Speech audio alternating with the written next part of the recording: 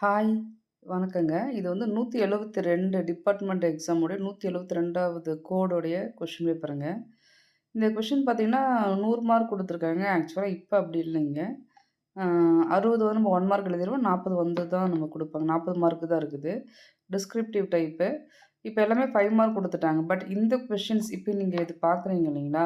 இதெல்லாம் பார்த்துட்டு போங்க. இதுக்கெல்லாம் பார்த்துட்டு புக்ல ஆன்சர் எங்க இருக்குன்னு நீங்களே ரெஃபர் பண்ணுங்க. ரெஃபர் பண்ணிட்டு, நீங்க ஒரு மாடல் நீங்க ரெடியா ஆயிட்டீங்களான்னு செக் பண்ணிட்டு போங்க. டைரக்ட்டா அங்க போயிட்டு புக்க புரட்டிக்கலாம், பார்த்துக்கலாம் அப்படின்னு சொல்லி நெனச்சிக்காதீங்க.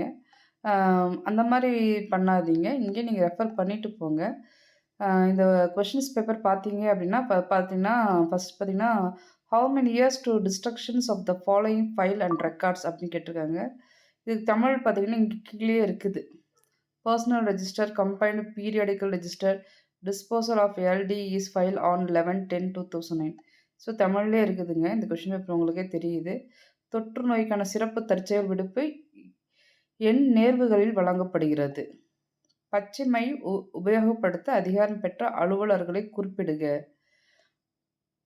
நடப்பு தன் பதிவேட்டில் 3 மாதங்களுக்கு மேல் நிலுவையிலுள்ள நடப்பு கோப்பை எதில் எவ்வாறு பதிவு செய்ய வேண்டும்? அஞ்சல் பிள்ளை கணக்கு பதிவேட்டின் பயன்பாடு என்ன? Write a short note on pauper suit register. வரியர் வழக்கு பதிவேடு பற்றி சிறு குறிப்பு வரைக.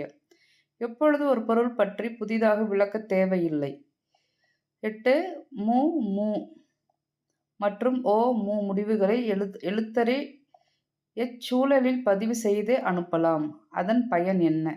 இப்போ இதில் பார்த்தீங்கன்னா 6 மார்க்ஸ் கொடுத்துருக்காங்க. ஆனால் இப்போல்லாம் அப்படிலாம் இல்லைங்க. எல்லாம் 5 மார்க் தான். 8மே 5 மார்க் தான். 40 மார்க் கொடுத்துருக்காங்க. நீங்கள் அட்லீஸ்ட் 20 மார்க்காச்சும் ரெடி ஆகிட்டு போயிடுங்க. மறுபடியும் சொல்கிறேங்க, நீங்கள் வந்துட்டு இங்கே வீட்டிலேயே ரெடி புக் வச்சு ரெடி ஆகிட்டு போங்க. அலுவலகத்திற்கு வரப்பெறும் தபால்களை பிரித்து குறித்து விளக்கவும். நடப்பு கோப்பு அதனை சீரமைத்தல் குறித்து விளக்கு. குறிப்புரையில் ஆதாரங்களை எவ்வாறு மேற்கோள் காட்ட வேண்டும்? பதிவறையின் சாவியை பராமரித்தல் குறித்து விளக்கு. அனுப்புகை பிரிவுகளின் கால தாமதத்தை தவிர்க்க அலுவலக தலைவர் என்ன நடவடிக்கை மேற்கொள்ளலாம்? விடுமுறை நாட்களில் அவசர வேலை செய்தல் குறித்து விளக்குக. இப்போ பார்த்தீங்கன்னா இதில் 10 மார்க் அப்படின்னு கொடுத்துருக்காங்க. அலுவலர் அளவில் நடக்கும் விவாதங்களை பதிவு செய்யும் பொழுது கடைபிடிக்க வேண்டிய நடைமுறைகள் என்ன? அலுவலகத்திற்கு வரப்பெறும் தபால்கள் குறித்து என்ன நடவடிக்கைகள் எடுக்கப்பட வேண்டும்?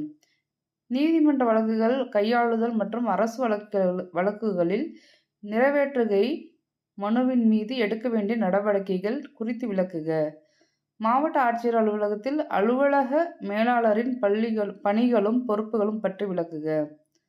கோப்புகளின் பல்வேறு முடிவுகள் குறித்தும் முடிவு கோப்புகளின் உரைகள் தயாரிப்பது குறித்தும் விளக்குக. So all the பெஸ்ட்டுங்க.